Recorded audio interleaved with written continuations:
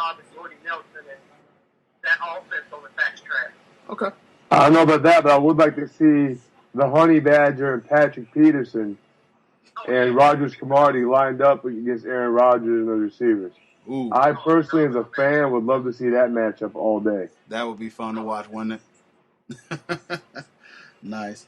All right, well, let's take a brief break here, and we'll come back here. This is the Ball in Your Court podcast. We'll return shortly.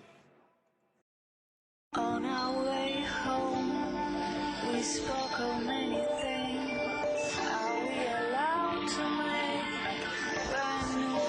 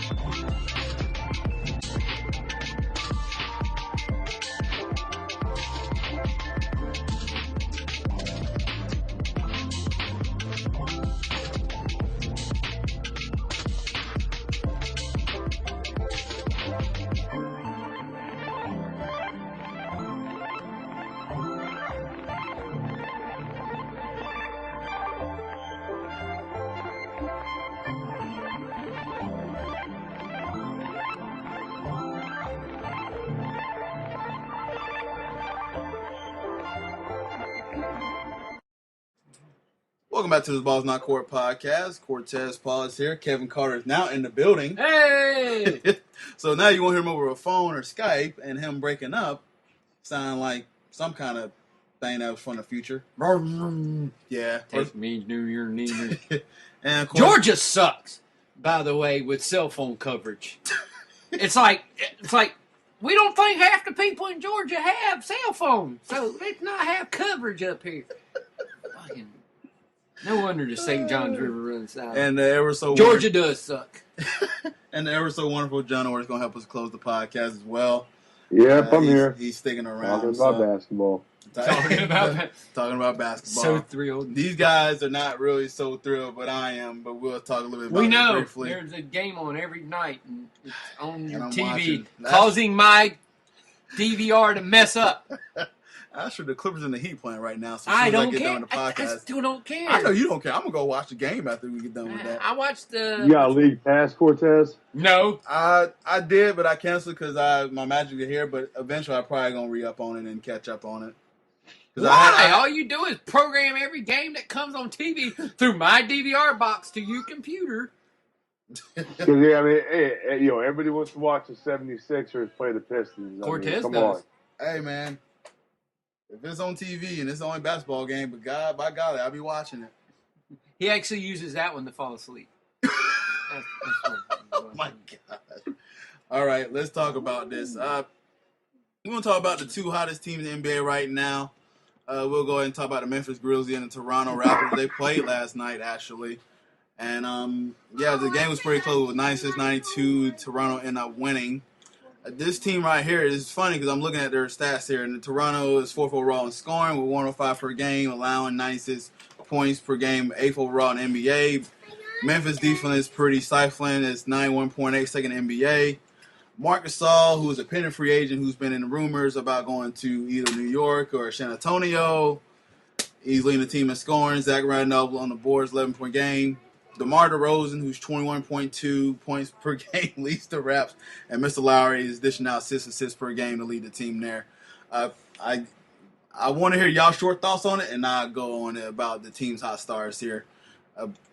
What's their records? Their records, they both lost 2 games. And so their records, I believe Toronto is 9-2, and Memphis is 10-2. Let me know when they're like 30-2. Or Well, it's a hot start regardless from Yeah, two teams it- last yeah. year that were playoff teams. Yeah. They have some returning cogs. DeMar DeRozan's really started coming into his own. Oh, I In the thought last, he said something else. He said cogs. last couple of years, he's really started coming into his own. These two teams are doing it the right way. They built through the draft. They built through trades and free agency.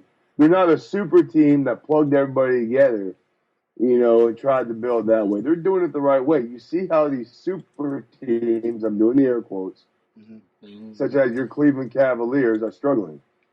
It's a breath of fresh air to see these two teams leading the league and starting out strong. The real test is, and like Kevin said kind of sarcastically, talk to me in January and see how they're doing. Yeah. But they are off to hard starts though. You can't argue that they are off to quick starts. But like I've said before, and you'll keep saying it many times. Let me know when it gets to a certain degree, and then I'm going to start caring, and then you'll start getting a real judge of what teams are going to come up on the leeway and what teams are going to douse themselves. Miami started off hot. Now they're 6-5. Now they're getting beat by 20 already in the first quarter by the Clippers. So it's one of those things where you can't judge right at the beginning of the year. You got to wait for some of these teams to get their footing, and then we'll see what all's going on from there. To add my 2 cents, and I know I'm the basketball maniac. Because you probably watched Toronto and Memphis play 7 times already. Out of 12 games, you've watched them 7 of them. I tell you what, man, I like what Toronto is doing. Who won that last night? Memphis? No, Toronto won. Toronto won? Yeah, Toronto won by 4. Toronto, Dwayne Casey's doing a fantastic job so far in there, and he's been preaching defense to that team. And with a young team, when you trying to get them to play defense, is really hard because they don't want to play defense. The tendency of young guys, they want to go ahead and play offense first. They want to Kyrie Irving it. Pretty much. Shoot all the time. They want to shoot all the time. I'll tell you what, DeMar DeRozan is a heck of a player, and I like his game. He's improved his jump shot for the last few years. You can see the progression of his jump shot. It was really looking pretty good. Kyle Lowry, I didn't think he was going to stay, but he did stay with the Raptors. I thought he for sure was going to be in a Heat uniform. And I did too. I thought he was too, but it's no money though. Yeah, not enough. Well, not enough. Not enough. And it's a really good credit to them, and Dwayne Casey's doing a good job. Dave Yeager, who is the coach for the Memphis Grizzlies, is doing a great job as well. And this Memphis team is always, like me and Kevin talked briefly of the last podcast about Memphis, is that they're always this team that's built on the inside with Marc Gasol and Zach Randolph. They really they're one of those defensive-minded teams out west. They would rather slow down the pace instead of increasing. That's why they play a different type of ball in the West, where it's pretty much the West is predicated on get the up offense. and go. Yeah, out and going. Memphis in the division where they have San Antonio. Well, there's your 2 teams right there that play that definitely play defense in the West. You got San Antonio, Dallas, New Orleans. Well, that division and Houston. That division is, besides Dallas and Houston, 3 really good defensive teams. Yeah. With New Orleans being a great defensive team because they got that dude. Yeah, and that's what I'm saying. So this is where in a sense where Kevin and John are right, where wait till it progress, wait we till get it to that feeling out January, front. Yeah. everything like that. You just want to recognize these hot stars because I thought for sure Chicago, Cleveland be on top of the East Chicago right now. can't do it because of the way thing I said. Derrick Rose can't decide whether he wants to be healthy or injured. And then Derrick Rose has lost his smile, I guess you could say. He's HBK. Oh my God, I need this. So you thinking in Cleveland they having their own struggles here and there. Me and Kevin watched the game last night where LeBron had a chance to bring the ball to court. And dirt it. And he kicked it off his foot. He straight dirt it. Yeah. He didn't even kick it off his foot. He literally went to dribble, and as soon as he dribbled, the ball shot out away from him. Didn't even hit his foot. Yeah, so the guy, he lost the game. He admitted it to it. He's whatever, like, my bad. You should be used to it by now. All right, I got a quote for y'all, and then we'll close the podcast on this one here. Kobe Bryant quoted saying about the whole Dwight in his face, because Dwight, they played last night, and Dwight didn't play. He was a scratch at the 10 minutes before tip-off. Yep. Said it was something with his sore knee. He also has some. He's in a court. I got a boo-boo. Because he's having some issues with the court with his. There's some child abuse. He's got one. He's going to court about that in Georgia. In Georgia? Yeah. Kevin like Georgia. They can't call him because they have no cell phone reception. He called his son when he was whooping him, and the belt buckle hit him somewhere. I was reading about the story. So it's a baby mama. Hold on, that has never happened to any of us. That's called collateral damage. Mm-hmm. True. It's the same way when people go, Adrian Peterson smacked him in the penis. Well, damn, he shouldn't have been. He moves. Yeah. Kids move when you go to beat them. So, trust us. You did it before. You moved. You were squirming because you didn't. Not that we're implying that the Balls on Court Balls on Court podcast beats their children. No, we're talking on experience. We're not implying that, but between the three of us growing up in the South, we've taken our fair share of ass whippings. Yeah. So we understand if you move and mom and dad swinging a belt, you might catch the buckle. That is what we're implying, folks.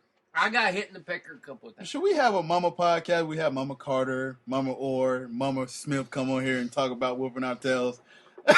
This will be Mama. Guys, I'm already in counseling. This will be. Need to bring farther I can tell you exactly what my mama said. I didn't beat him that much because I didn't have to. Because once I beat him a couple of times, he didn't do the dumb shit again. Yeah, my mom would say. No, my mom wouldn't say that. No, what would your mom say, John? My mom said, "Damn, I got tired from beating him." Damn, whoop my ass almost became an Olympic sport in my house. She just found new ways to do it. My mom said, "Well, Mama Smith, she would be like, well, if my son didn't talk back all the time, he wouldn't have got his tail whooped." My mama would have said, he done something stupid. I beat him. He didn't ever do it again. So I think I got whooped by my mom twice. Well, once again, the Balls on Court podcast and not condone child abuse. Yeah, Dwight Howard and Kobe Bryant are like two bickering old women. All right, so have they realized that the NBA no longer cares about either one of them? So before Kevin go over the little rant, let me read this quote right quick, and I'll let Kevin and John talk a little bit about this. I know John was going to talk a little bit about it. Kobe Bryant had a quote, "I don't feel the way that I don't, and Kevin does either."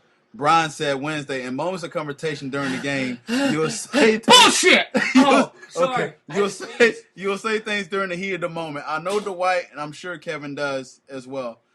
We don't feel that way about him. It's like when you get in an argument with somebody, you'll say things out of frustration or anger that you really don't mean. Kevin, but I guess I asked you, but I understand this conversation with Dwight was the heat of the moment. You meant it. Like everyone else means it when they call Dwight Howard a pussy. Because he is. So you meant it. I'm selling that it's the heat of the moment. No, it wasn't. You played with him. You know it firsthand. He's soft. Soft as all get out. John, who cares? Yeah, who cares? But who cares? One is beyond his prime. One peaked for a moment and then plummeted back down into just above mediocrity. Who cares about a little bickering feud between Dwight Howard and Kobe Bryant? He's not the first big man to feud with Kobe. He probably won't be the last. Kobe Bryant